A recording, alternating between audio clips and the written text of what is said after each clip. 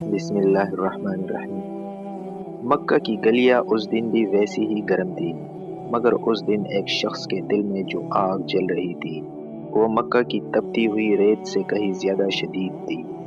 یہ آگ نفرت کی تھی، غصے کی تھی، اور اس اسلام کے خلاف تھی جس نے قریش کے قدیم نظام کو ہلا کر کے رکھ دیا تھا۔ یہ شخص عمر بن خطاب تھا، قریش کا طاقتور، بہادر اور فیصلہ کن آدمی تھے۔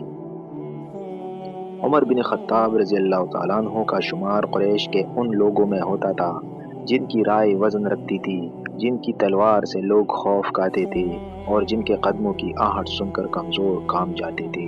اسلام کے ابتدائی دور میں وہ مسلمانوں کے لیے سخت آزمائش بنے رہے۔ وہ سمجھتے تھے کہ نعوذ باللہ محمد صلی اللہ علیہ وسلم کا پیغام، عرب کی وحدت، قریش کی قیادت اور باپ دادا کے دین کے لیے سب سے بڑا خطرہ ہے۔ ایک دن عمر بن خطاب رضی اللہ تعالیٰ عنہ نے فیصلہ کر لیا کہ نعوذ باللہ اس فتنے کا خاتمہ کر دیا جائے۔ انہوں نے اپنی تلوار سنبھالی، چہرے پر غصے کی سرخی تھی اور قدموں میں تیزی تھی۔ ان کی زبان پر ایک ہی بات تھی، آج محمد کو ختم کر دوں گا۔ یہ واقعہ سیرت ابن ہشام اور تاریخ طبری میں معتبر سند کے ساتھ بیان ہوا ہے۔ راستے میں ان کی ملاقات نعیم بن عبداللہ سے ہوئی۔ نعیم نے عمر کے چہرے پر غصہ دیکھا تو پوچھا، اے عمر، کہاں کا ارادہ ہے؟ عمر نے دو ٹوک جواب دیا، محمد کو قتل کرنے جا رہا ہوں۔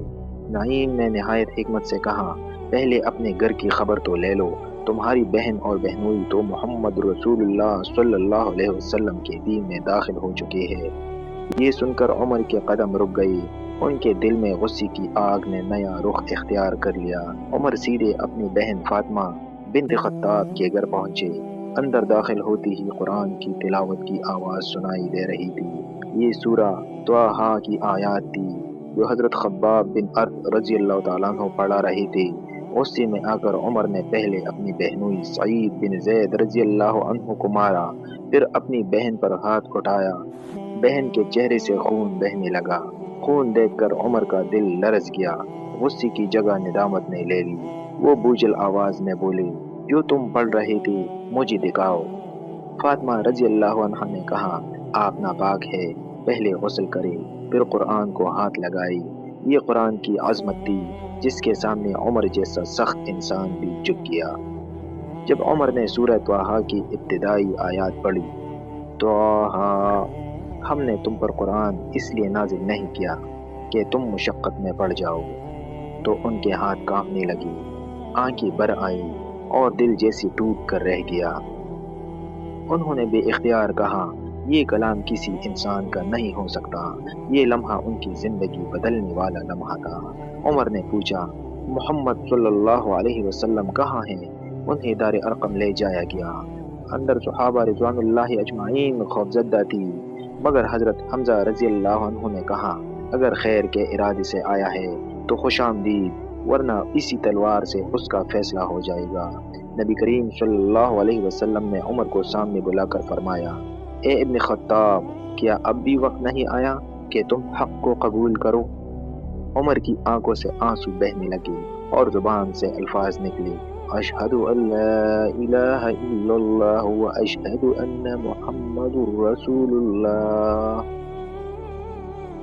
دار ارقم اللہ اکبر کی صداؤں سے گونج اٹھا۔ حضرت عبداللہ بن مسعود رضی اللہ عنہ فرماتے ہیں، عمر کے اسلام لانے سے ہمیں عزت ملی، ان کی ہجرت سے مدد ملی اور ان کی خلافت رحمت تھی۔ عمر رضی اللہ عنہ کے اسلام لانے کے بعد مسلمان پہلی بار کل عام خانہ کعبہ میں نماز پڑھنے لگے۔ قریش پر پہلی مرتبہ واضح ہو گیا کہ اسلام اب دبنے والا نہیں۔ رسول اللہ صلی اللہ علیہ وسلم نے فرمایا، اگر میرے بعد کوئی نبی ہوتا تو وہ عمر ہوتے، اور فرمایا، شیطان اس راستے کو چھوڑ دیتا ہے جس پر عمر چلتے ہیں۔